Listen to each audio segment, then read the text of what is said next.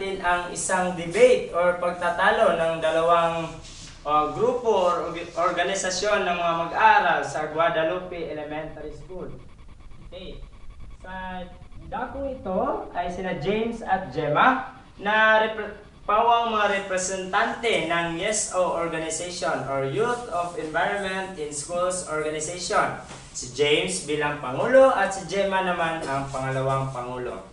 Sa kabilang dako ay ang grupo ng Supreme Pupil Government na pinangunguluhan ni Patrick at ang kanyang pangalawang Pangulo na si Jelowy.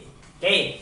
Ngayong umaga ay pag-uusapan natin ang isang napapanahong isyu. Ito ay kung sang-ayon ba kayo sa pagpapatupad ng K-12 program. Okay. Sa affirmative side or yung sang-ayon ay ang grupo ni na Patrick at Jelowy ng Supreme Pupil Government at ang hindi naman sang-ayon sa pagpapatupad ng K-12 ay ang grupo ni James at Gemma. Okay, ngayon, pakinggan natin ang talumpati or pagsasalita ng grupo ni Patrick sa SPG kung kung ano yung ideya nila sa K-12 program. Ngayon ako sa pagtupad ng K-12 program dahil pagtapos ng senior high school, pwede ka na makapagtrabaho at tulungan ang iyong pamilya. Okay.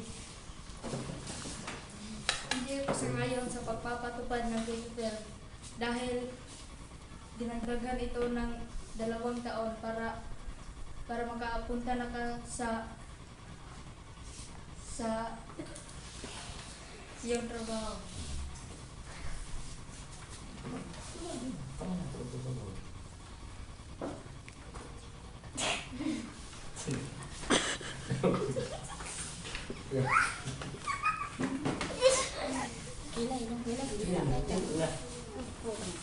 Sa ngayon ako dahil marami ang pag-aral ka na mabuti para makatulong ang iyong mga pamilya at makatapos ng pag-aral.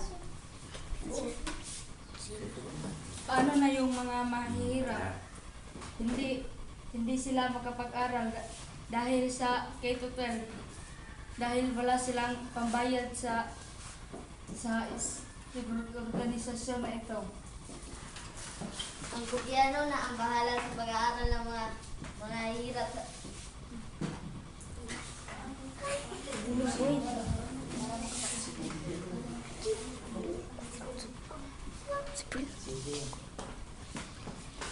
Paano kung mahirapan ang mga gobyerno?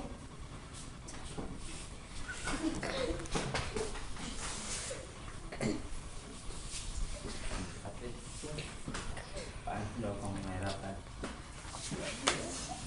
Ang gobyerno na ang bahala sa mga mahihirap para matulungan sila at magtatapos na pag-aral. Okay, parang papuno yan.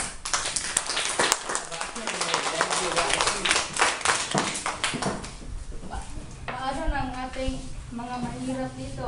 Hindi na lang ba sila tutulungan? Kaso yung iba, mga mayaman, sila ay makapag-aral para makatungtong sa kanilang pangarap.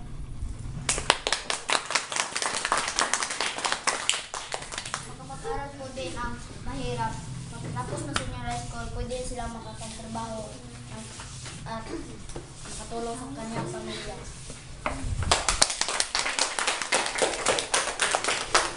Ano kung wala silang pambayad?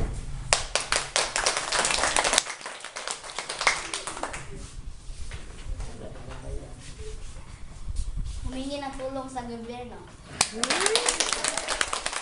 Ano kung hindi malulutusan ang problema?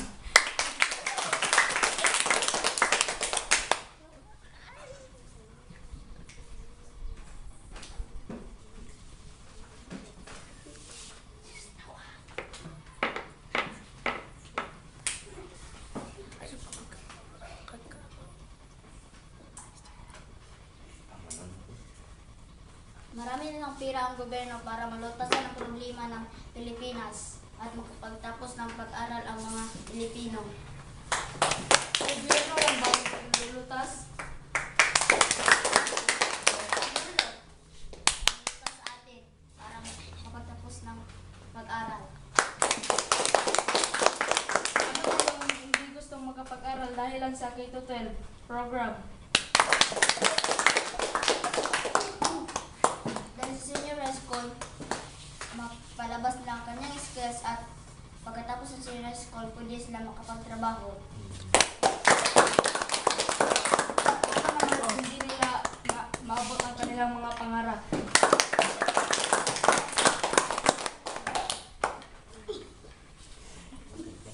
Okay, so isang napakagandang talakayan ang ating natungayan ngayong umaga. Ito ay tungkol sa sang-ayon ba kayo sa pagpapatupad ng K-12 program? Okay, ating ngayong pasalamatan at bigyan ng masigamong palakpakan ang grupo ng YESO na tinungan ni James at dito naman sa kabila ang grupo ni Patrick ng SPG. Okay, so ang K-12 program ay isang programa ng pamahalaan. Ito ay isang napakagandang programa kasi mas matutulungan yung mga mahirap nating mga kababayan upang makakuha ng certificate upang maging employable nga sa sinasabi nating pagtatapos nila sa senior high school. So balit, yung iba naman ay nagsasabi na ito ay karagdagang gastos lamang sa mga mag-aaral at sa mga magulang. Okay, kahit ano pa man yan, ang inyong mga ideya tama, pero ang masasabi natin ay nasa sariling pagsisikap yan ng mag-aaral. In the end, ang mag-aaral ang magsasabi, ang mag-aaral ang gagawa, ang mag-aaral ang lulutas ng kanyang problema. So siya ang gagawa ng hakbang upang maiahon niya ang kanyang pamilya sa tinatawag nating kahirapan. Okay, maraming salamat.